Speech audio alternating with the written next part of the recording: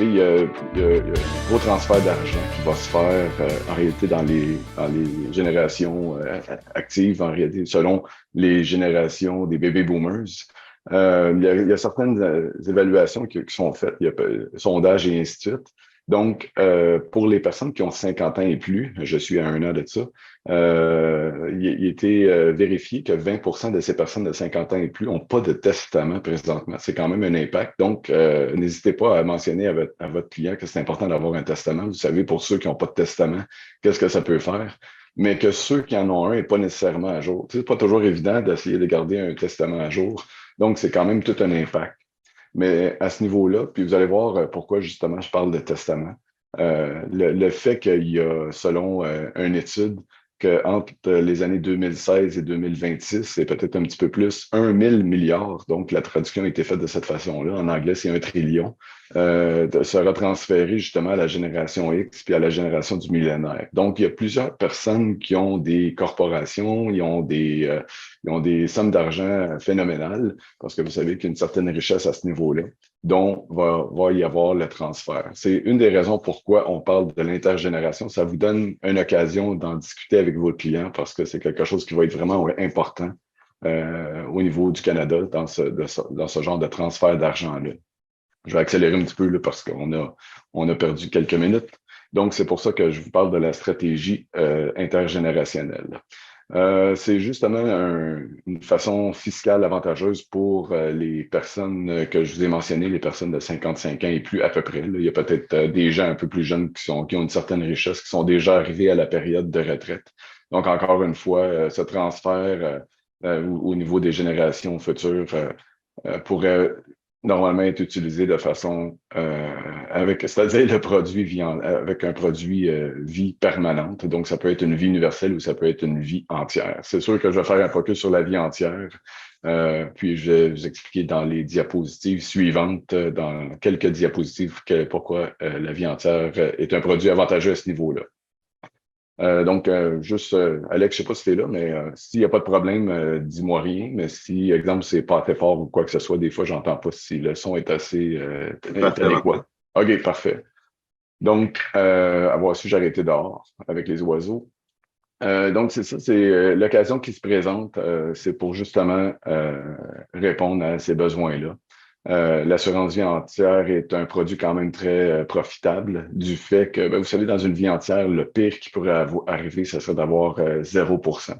Mais il faut quand même avoir un certain profil de client. Ils disent que les clients qui ont une certaine richesse, ça s'applique. En réalité, le niveau intergénérationnel, moi, je considère que ça peut s'appliquer à différents niveaux.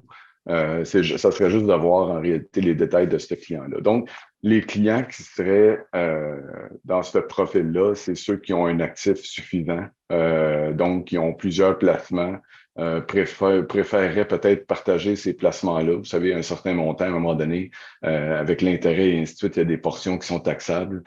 Faut s'assurer qu'ils ont une assurance en place parce que si on fait une stratégie intergénérationnelle, on va offrir quand même une certaine protection. Nous autres, chez Équitable, comment que ça fonctionne, c'est que si les parents ou les grands-parents ont, exemple, 1 million d'assurance, les enfants peuvent aller jusqu'à 500 000. Donc, c'est toujours le double.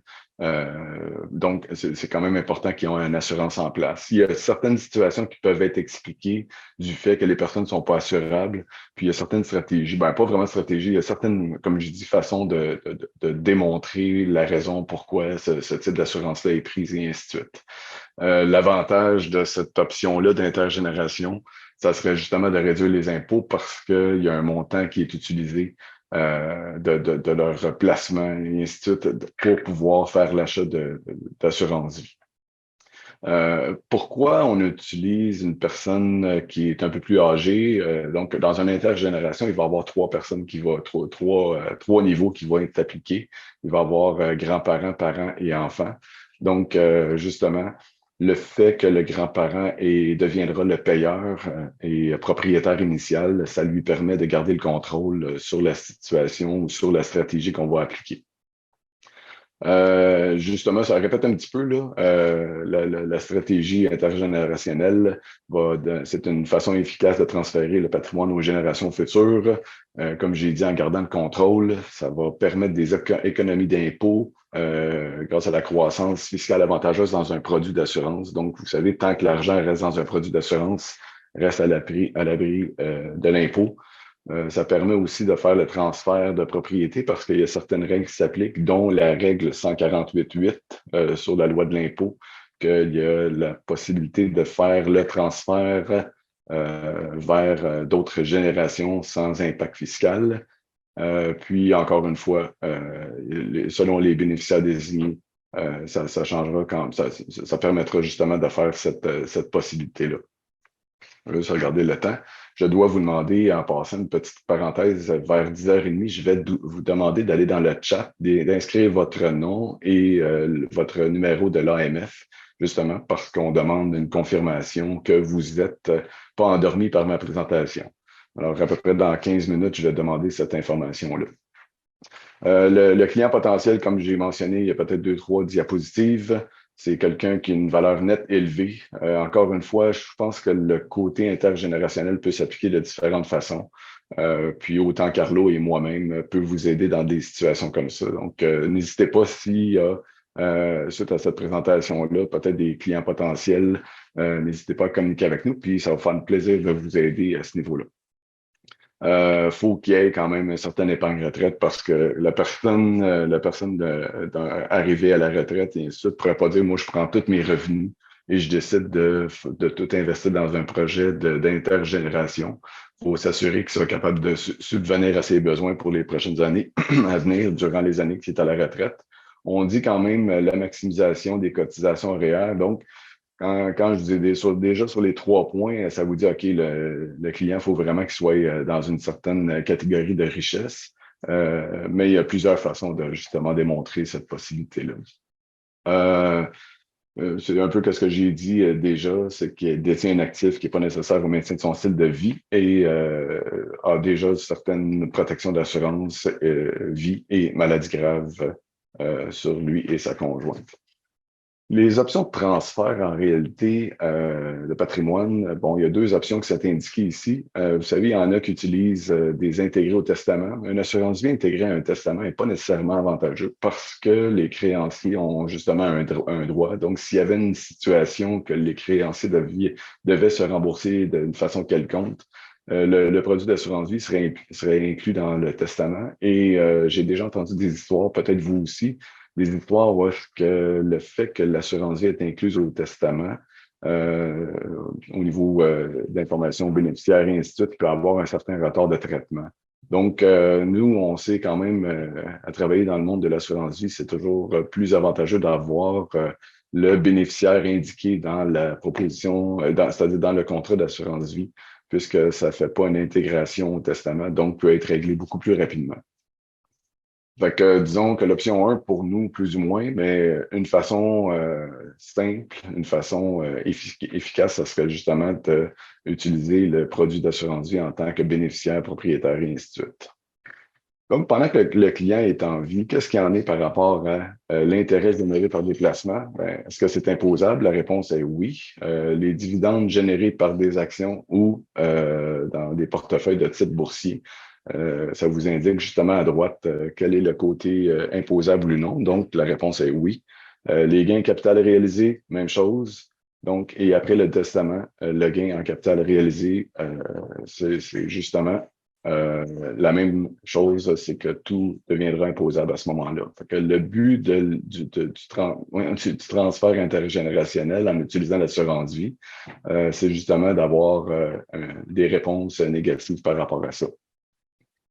Quand justement, on considère le fait de faire le transfert de patrimoine avec l'aide d'une assurance vie, qu'est-ce qu'on crée dans une assurance vie? C'est une valeur de rachat qui, comme je dis, reste fiscalement intéressant pour le client parce que tant que l'argent reste dans le contrat, justement, l'argent n'est pas imposé. L'autre chose, c'est que la prestation de décès, vous savez tous, c'est sûr et certain que justement, cette prestation de décès-là n'est pas imposable. Donc, tout un avantage à l'utilisation d'une vie entière ou d'une vie universelle, un produit permanent, pour le processus d'intergénération.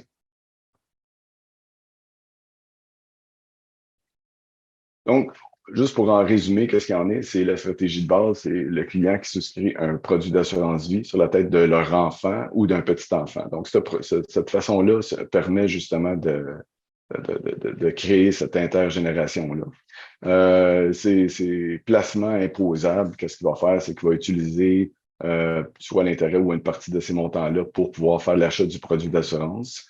La valeur de rachat générera une croissance fiscalement avantageuse, comme j'ai mentionné. Le contrat serait éventuellement transféré libre d'impôt à un enfant adulte auquel où il pourra y avoir accès à la valeur de rachat. Donc, comme j'avais mentionné plus tôt, la loi 148.8 qui est indiquée à gauche en bas vous permet justement de faire ce transfert-là. Toujours avantageux de le faire quand le client est vivant, mais je vais vous montrer de toute façon comment schedule, pas schedule, mais j'ai comme un côté en anglais pour la réponse à ça, mais justement comment l'organiser pour que ce soit possible. OK, juste 10h19, je pensais que ça allait plus vite que ça. L'avantage, encore une fois, du produit d'assurance vie, toujours traitement avantageux, le transfert de patrimoine, puis l'accès au fonds. Donc, je vais juste, parce que j'ai plusieurs affaires à vous montrer à la fin, mais qu'est-ce qu'il y en est du produit vie entière avec équitable? Donc, qu'est-ce qu'il y en est? Pourquoi on utilise une vie entière dans une situation comme ça? C'est qu'il y a des primes garanties. Donc, vous connaissez la mécanique d'une vie entière avec participation.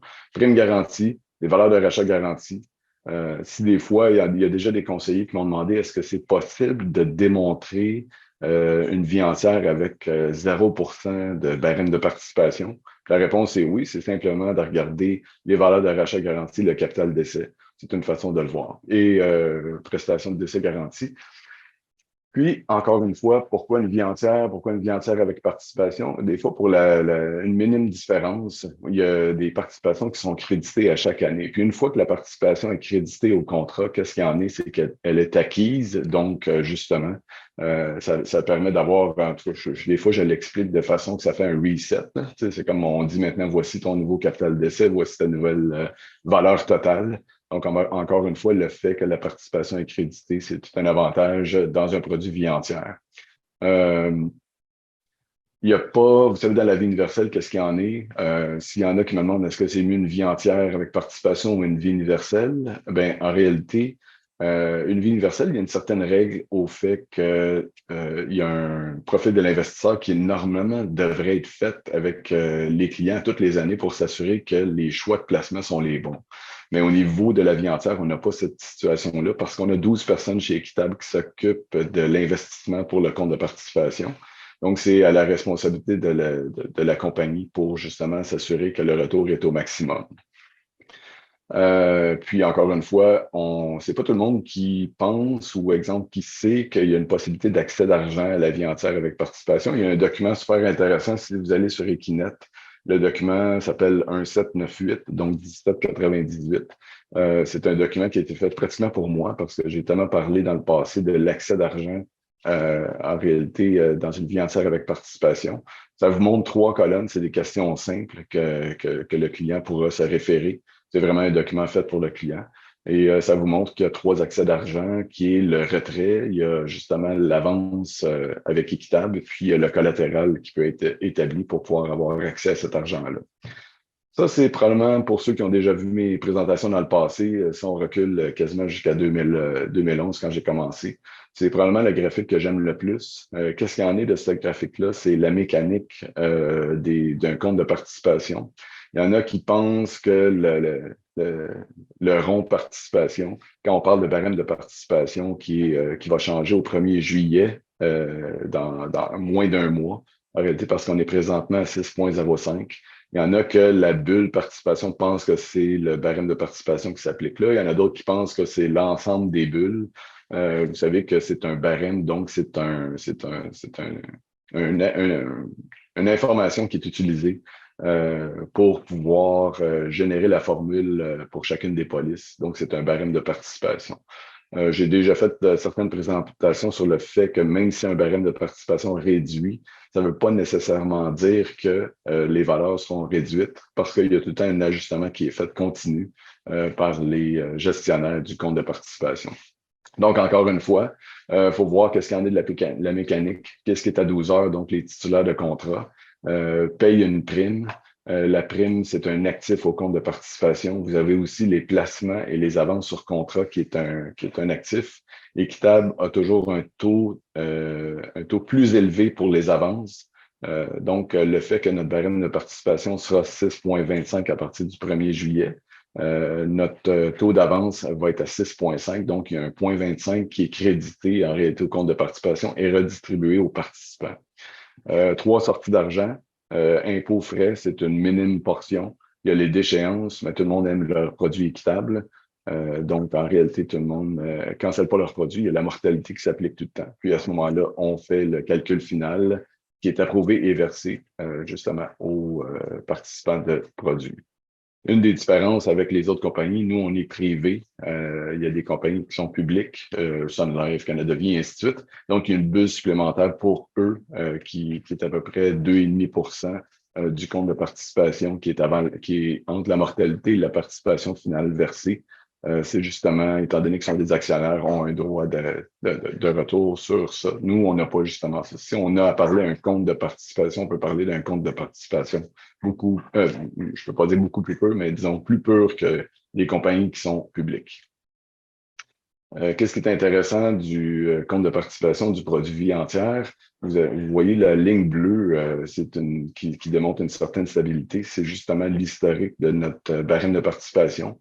Malgré les différents impacts qu'il peut y avoir, comme en 2000, 2001, 2008, vous voyez que sur un indice S&P, il y a quand même des portions qui sont négatives. Nous, au niveau du compte de participation, le plus bas que j'ai mentionné, de toute façon, plus tôt, était de 0%.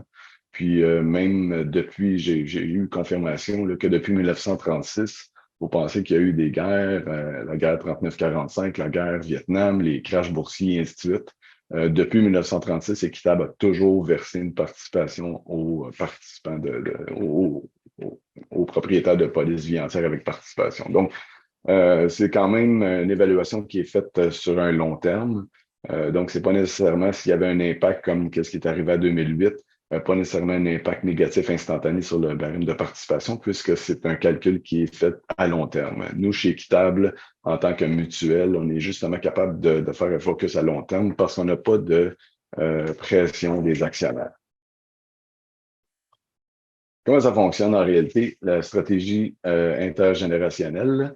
Donc, qu'est-ce qu'il y en est, c'est que les grands-parents vont payer la prime, comme j'ai dit plus tôt dans les débuts, payent la prime, et ils permettent justement de garder le contrôle en tant que titulaire du contrat. Oui. Donc, en réalité, c'est un avantage à ce niveau-là parce que un grand-parent qui va décider d'utiliser ses montants va justement en réalité garder ce contrôle-là. OK? Puis ça permettra de faire le transfert dans le futur. Vous vous rappelez, la règle au niveau de l'impôt 148.8 vous permet de faire un transfert dans les générations à suivre. Ce qu'il y en est, c'est que le grand-parent qui est propriétaire payeur, pour s'assurer justement qu'il y ait ce transfert-là, vous savez, il peut y avoir des différentes situations qui fait que si le grand-parent décédait, ben là, il pourrait y avoir un certain problème. Pour éviter justement cette situation-là, de quelle façon qu'on pourrait organiser le processus, c'est qu'on aurait un propriétaire substituaire, donc ça serait l'enfant. Donc, vous avez le grand-parent, vous avez l'enfant, puis qui va être propriétaire substituaire. Si, exemple, pour éviter tout problème, donc en réalité, s'il y avait une situation de décès, on aurait un deuxième propriétaire qui serait l'enfant. Qu'est-ce qu'il en est pour le petit enfant? Ben, en réalité, il va être le bénéficiaire. Donc, en réalité, s'il y avait un transfert, donc si le grand-parent décidait de dire, OK, maintenant, le nouveau propriétaire va être l'enfant, donc pas le petit enfant, mais va être l'enfant. On pourrait à ce moment-là mettre le petit enfant comme propriétaire substituaire si, exemple, il arrivait quelque chose, justement, l'enfant, c'est-à-dire le fils ou la fille du grand-parent.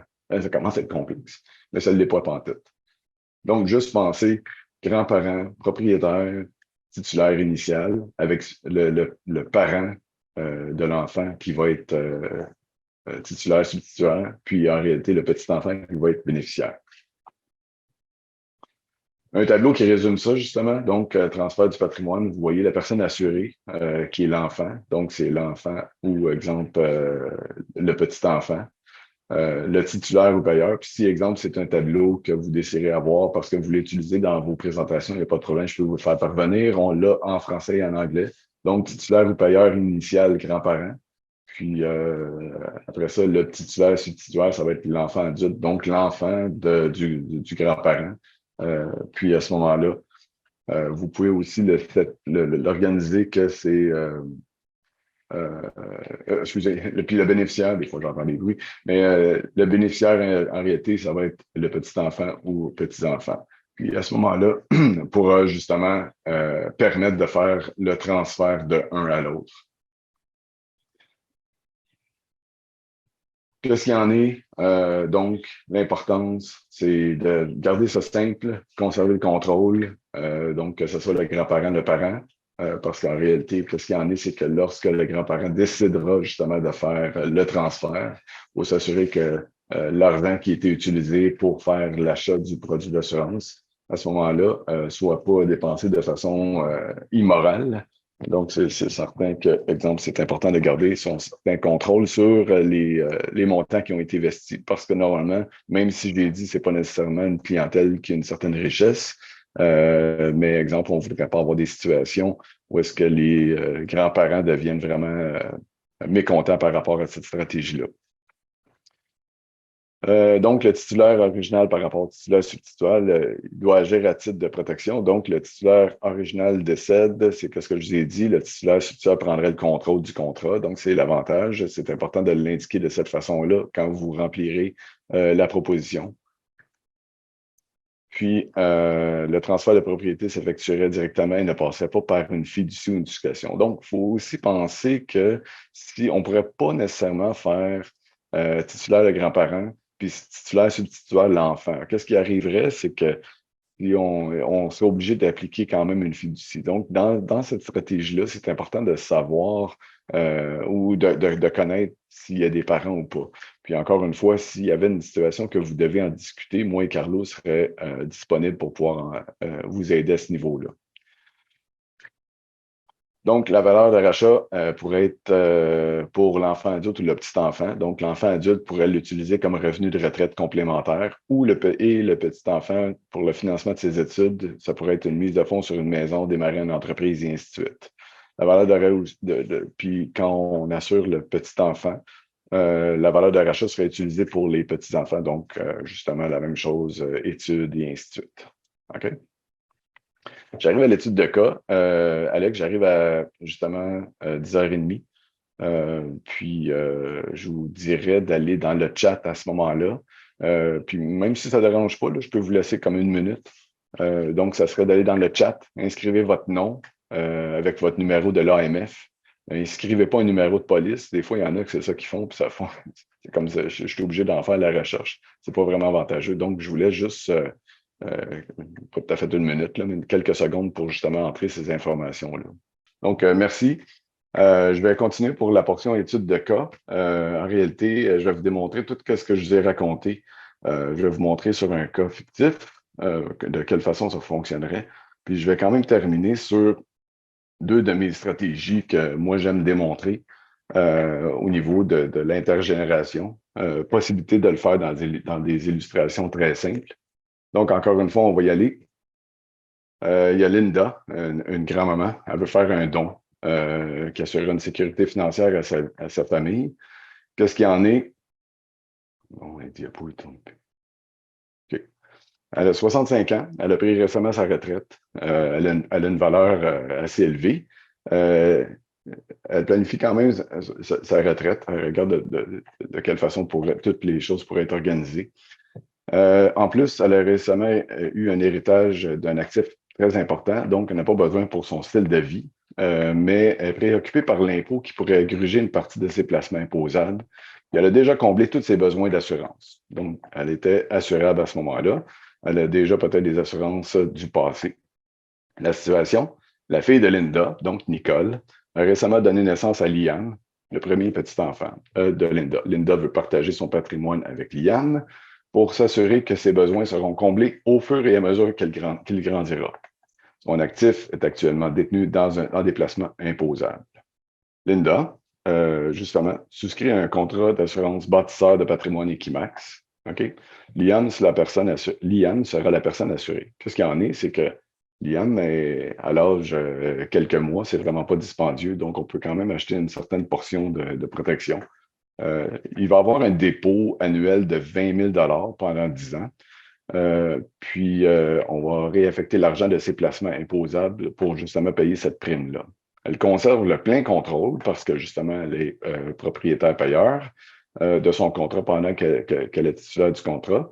Elle désigne Nicole, sa fille, comme titulaire substituaire au cas qu'il y avait un décès subitement. Donc, à titre de protection, si Linda devait céder, donc, tu vois, je m'auto-réponds. Puis, elle cesse d'effectuer des dépôts et elle transfère la propriété du contrat à Nicole après 10 ans. Donc, en réalité, Nicole, c'est-à-dire Linda, se retrouvait à 75 ans. Puis le fait que, comme j'ai mentionné, la règle 148.8 permet de faire un transfert sans impact fiscal, puisque c'est son enfant. Donc, en réalité, Nicole deviendrait propriétaire du contrat.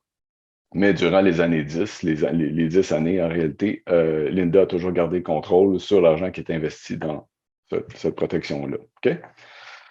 Le contrat bâtisseur, qui est un contrat fait à long terme, avec l'option prime 20 paiements, le mode d'affectation BAL, bonification d'assurance libérée, qui est utilisé. Donc, l'IAM à 0 et non fumeur, bien sûr.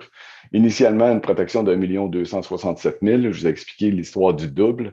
Donc, encore une fois, Nicole devrait avoir quand même une protection de au moins 2,5 millions pour qu'on puisse établir une situation comme ça. Le paiement qui va se faire dans le produit vie entière avec participation va être 20 000, mais on va utiliser l'option de dépôt accélérateur qui est un montant supplémentaire à la prime qui va permettre de faire de la capitalisation et permettre de libérer beaucoup plus rapidement puisque c'est un 20 ans, mais on va le libérer après 10 ans. Les valeurs utilisées dans le scénario, c'est à moins 1 %. Je ne sais pas si, exemple, vous travaillez avec le moins 1 %. Moi, présentement, je travaille avec le barème actuel. Qu'est-ce qu'il y en est, c'est que depuis 2012, en réalité, je fais le suivi d'une police qui avait été vendue. Puis quand même, prenant en considération que le barème de participation était à 6,8 à ce moment-là, puis on se retrouve maintenant à 6,05, donc on est proche du moins 1 %. Mais qu'est-ce que j'ai réalisé par rapport à ça, c'est que les valeurs qui avaient été illustrées à 6,8 présentement sont plus élevées que ce qui avait été prévu à 6,8. Donc, est-ce que je viens de travailler avec moins 1? Pour moi, c'est conservateur plus, puis moins 2 c'est ultra conservateur. Parce que qu'est-ce qu'il y en est des gestionnaires? Vous savez, je vous ai montré tantôt les différentes bulles. À chaque année, ils réajustent le pourcentage alloué aux différents actifs ou à la formule, justement, qui permet de déterminer qu'est-ce qui va être la participation à chacun des contrats.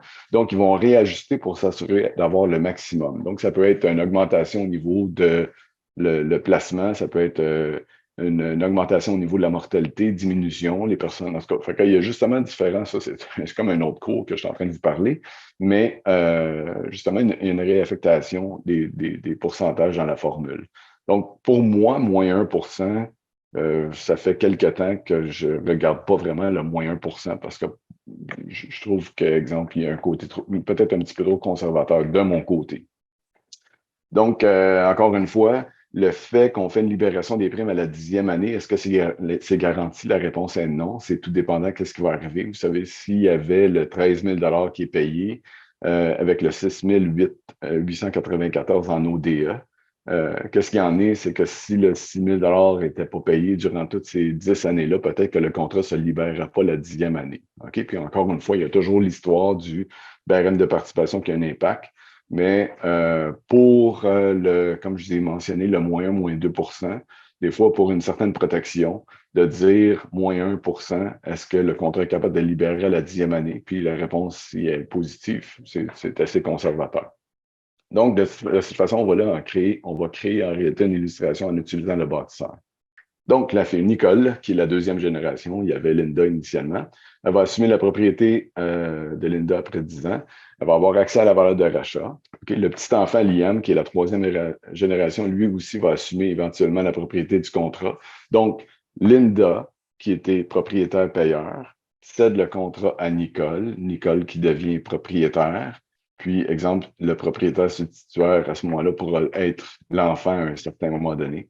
Puis aussi va avoir accès à la valeur du contrat. Puis les arrières petits-enfants futurs, donc la quatrième génération qu'on peut appeler, vont recevoir la prestation de décès libre d'impôt après le décès de Liam. Donc, on parle dans plusieurs années. Probablement que moi, je ne serais pas capable de confirmer ça parce que ça sera peut-être dans 75-80 ans. Qu'est-ce qu'il y en est? Donc, à l'âge Liam de 20 ans, donc on va avoir quand même maximisé, n'oubliez pas, on a mis 200 000 donc 20 fois 10, c'est-à-dire 10 fois 20 000 on se retrouve à l'âge de 20 ans de Liam à 242 000, puis l'âge 30 ans à 447 000 sur le 200 000 investi, mais sur un moins 1%. OK? Puis, regardez quand même, quand il va y avoir transfert à la quatrième génération, regardez le 1 million, comment il est rendu plus important, donc à l'âge 85 ou 95 à 6 405 000. C'est quand même une accumulation qui se fait à long terme parce qu'initialement, on avait utilisé le produit bâtisseur, qui est le produit qui fait de la maximisation de cette façon-là. Il y a d'autres choses qu'on peut rajouter parce que la personne assurée était justement Liam.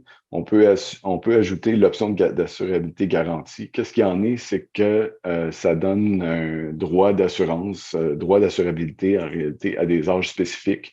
Vous regardez cette option-là, vous regardez à l'avenir quand vous ferez des offres pour les enfants parce que c'est quand même un droit d'assurabilité maximum de 500 000 qui est établi sur des périodes décider d'avance. Donc, la première serait à l'âge 21 ans, où est-ce qu'on pourrait mettre, exemple, un droit d'assurabilité de 250 000.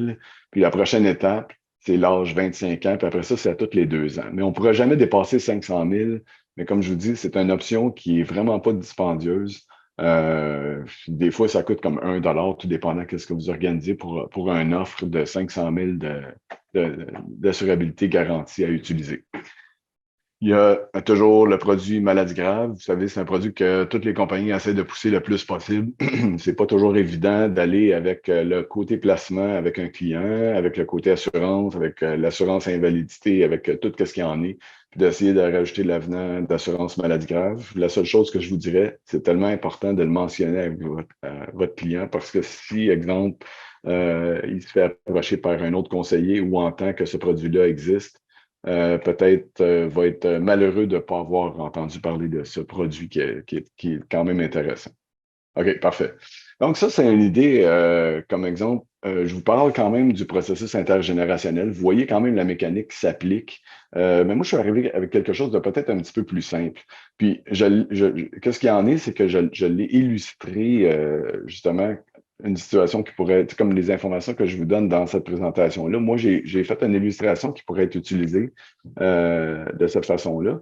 Donc, de créer un 3 générations. Mon idée s'appelle 3G, donc ça veut dire 3 générations. Qu'est-ce qu'il y en est? C'est, disons que Alex, qui a 30 ans, vient d'avoir une nouvelle petite fille, donc âge 0. Qu'est-ce qu'Alex ferait en réalité, ou ça pourrait être le grand-parent, même chose. Donc, mais disons qu'Alex décide de le faire, qui est le parent de cet enfant-là. Il déciderait d'investir 500 par mois ou 6 000 par année. Donc, vous pourriez dire, oh, OK, peut-être c'est pas mon type de clientèle. À 30 ans, verser 500 par mois. Mais je vais vous montrer qu'est-ce que ça fait comme information. OK. Donc, comme information chiffrée dans une illustration simple à faire. Fait que j'ai la petite fille d'Alex qui a 0. J'utilise un 20 paiement, j'utilise un bâtisseur. 20, puis avec l'option de participation, bonification d'assurance libérée. Encore une fois, la petite fille d'Alex va avoir une protection initiale de 368 000, dont la prime mensuelle sera 331. Puis j'ai utilisé l'option dépôt accélérateur, qui est un montant supplémentaire pour maximiser valeur et capital d'essai de 168 pour arriver à 500 par mois, 6 000 par année. Si je vais un petit peu plus loin dans l'illustration,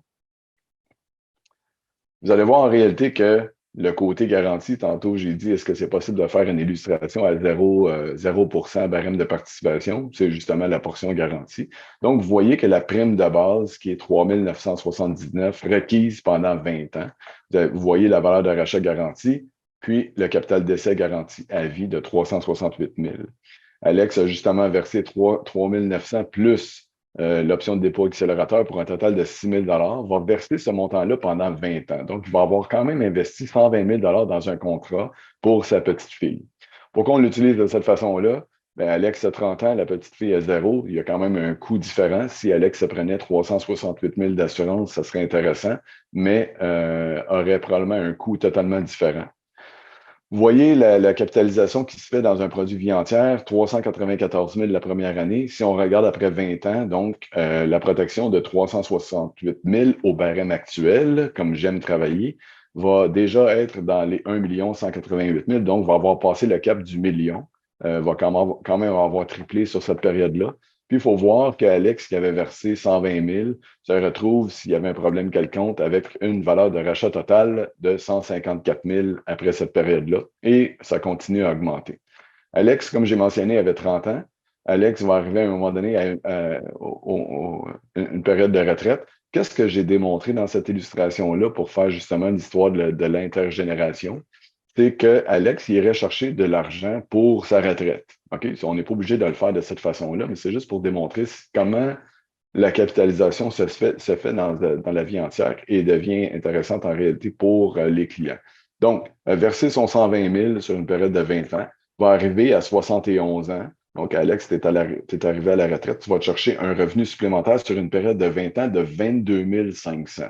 Vous voyez quand même qu'il y avait une augmentation du capital assuré. C'est sûr qu'il va y avoir une décroissance parce qu'on retire certains montants d'argent de notre contrat, mais va avoir investi 120 000, va être capable d'aller se chercher plus de 400 000 en retrait. Ça sera imposable, mais tout dépendant de son taux marginal à ce moment-là.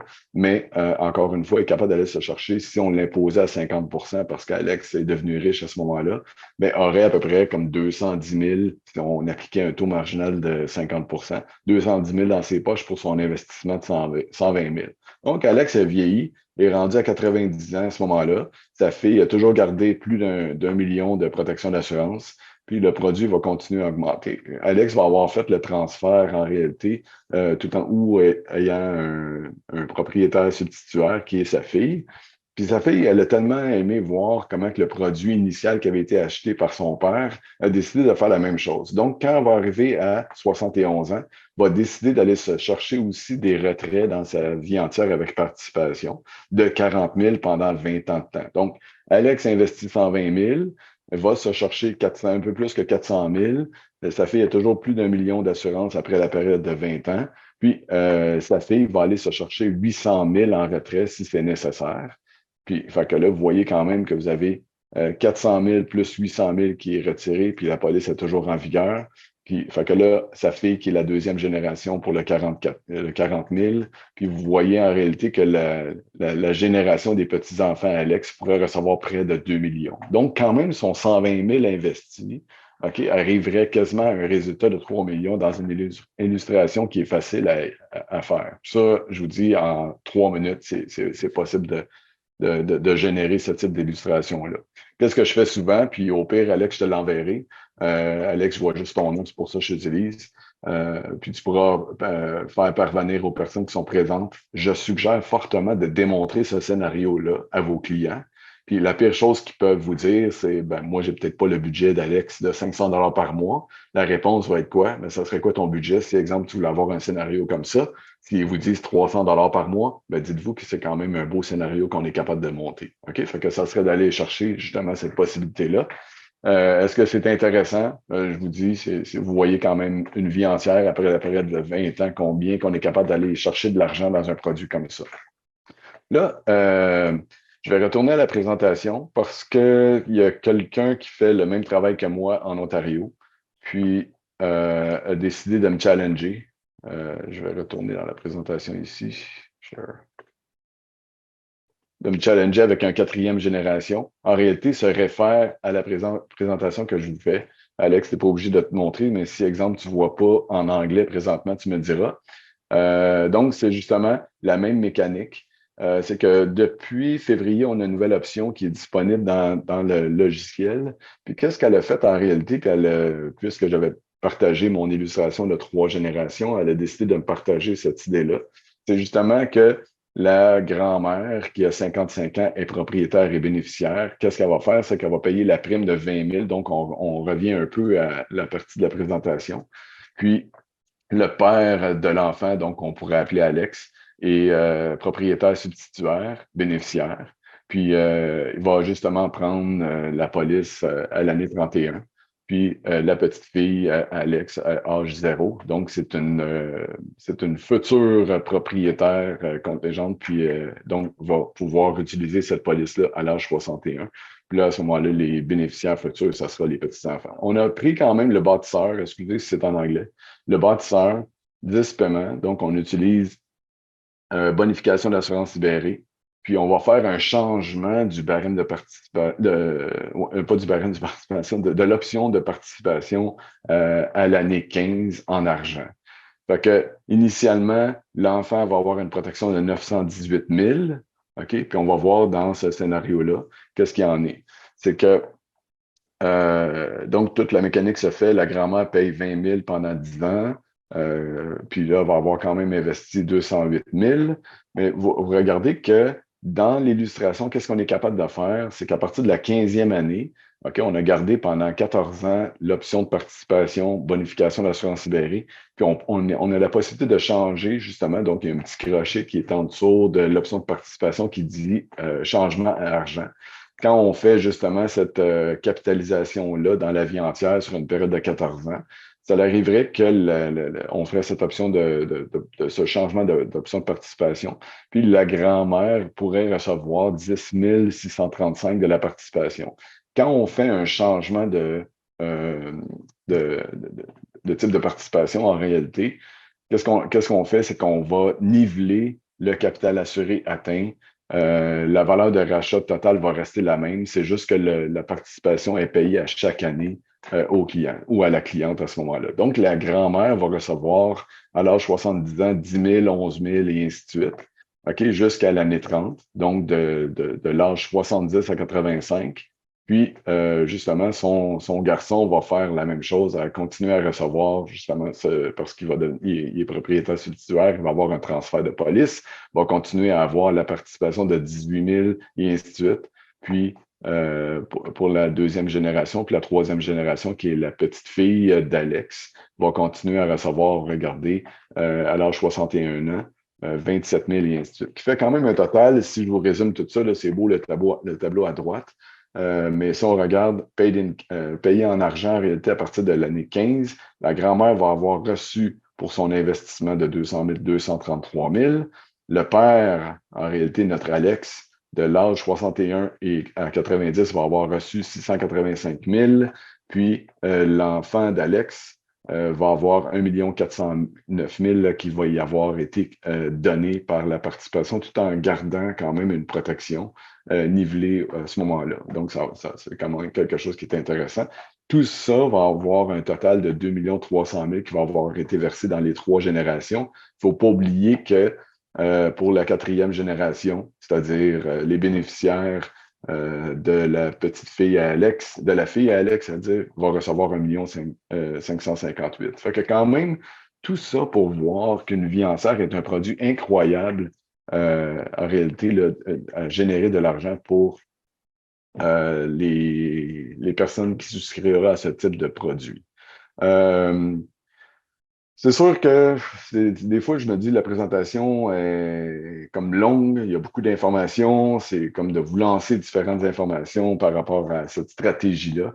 On a justement des documents marketing qui résument qu'est-ce que je vous ai dit. Puis, Alex, si tu me dis que ça vaut la peine que je fasse parvenir ces documents-là, j'ajouterai avec mon illustration de 3 générations. Donc, on a plusieurs informations, plusieurs documents marketing qui est disponible sur Equinet. Pas obligé de se loguer, vous êtes à aller sur les produits d'assurance, vous choisissez la vie entière, vous allez les documents marketing, puis vous allez pratiquement à la fin, là, vous voyez les numéros 1980, 81. Moi, je considère que les années 80, c'était des bonnes années, mais encore une fois, vous pouvez avoir ces documents-là facilement et je peux vous les faire parvenir. J'arrive à peu près à la question. Je pense que je suis quand même assez timé sur la vitesse que j'ai été. Puis je garde quand même comme 5 minutes s'il y avait des questions live à poser.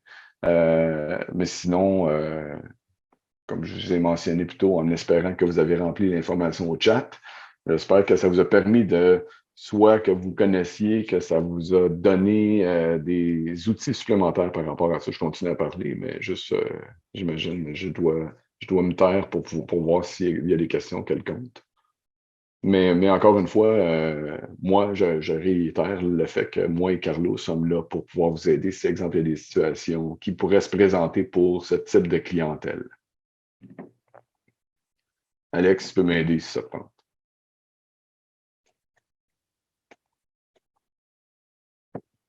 Hey, salut Alex.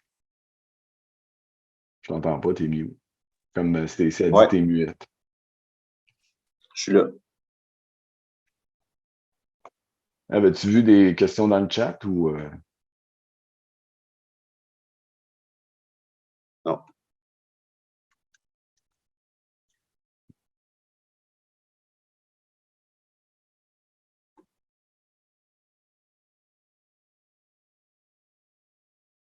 la prochaine fois, je vais limiter mes diapos, parce que des fois, avec trop de diapos, ça me dit que j'ai trop d'informations à donner à une certaine vitesse.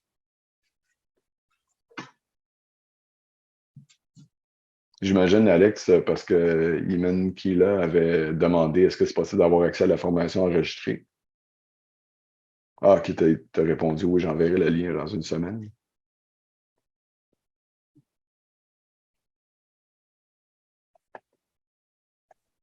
La présentation, je peux la faire parvenir, Alex, Euh, aussi. Martin, il y a une question dans le Q&A. C'est juste, ça dit s'il y a juste un petit enfant pour l'instant, mais 3 enfants. Bon, ben, on va vendre 3 contrats. Est-ce que ça Mais, répond aux questions du conseiller? ouais, mais c'est ça. C'était une question c'était envoyé Non, dans le Q&A au lieu ouais, du c'est quand même chat. c'est quelque chose à considérer. Tu sais, des fois, il y en a qui décident d'avoir des enfants beaucoup plus tard. Tu sais, autant qu'ils disent OK, on va juste avoir un enfant, mais comme 8 ans plus tard, il y a des parents qui décident ah, ben, on va avoir un deuxième enfant. Ça peut être ça peut être refait. En réalité, qu'est-ce qu'il y en est? C'est comme, ou même si c'était dans 10 ans, il y a des situations comme ça. Là, j'en connais dans mon entourage là, que 10 ans plus tard, ils ont décidé d'avoir un enfant. Pas moi, par exemple. Mais c'est ça. Donc, qu'est-ce qui en serait, c'est que les parents pourraient être, tu sais, si, exemple, on ne veut pas nécessairement impliquer le grand-parent parce que peut-être le grand-parent n'est même plus là, mais ça serait de voir justement si on serait capable d'établir une deuxième stratégie comme ça pour les enfants. On ne peut pas faire cette stratégie-là pour des enfants futurs qui sont pas nés encore, mais ça serait de voir si on est capable d'établir une stratégie, soit que le parent deviendrait comme initialement le payeur et ainsi de suite, avoir aussi les valeurs qui se retrouveraient dans le contrat. Est-ce que, tu sais, c'est pas quelque chose qui est à faire la promotion, mais d'utiliser les valeurs d'un contrat actuel pour financer un autre, c'est pas vraiment une bonne idée, là. Mais encore une fois, ça serait de voir à ce moment-là. C'est dur de pouvoir prédire si Alex va avoir d'autres enfants dans le futur. Qu'est-ce que tu en penses, Alex? Non, il n'y en aura pas d'autres.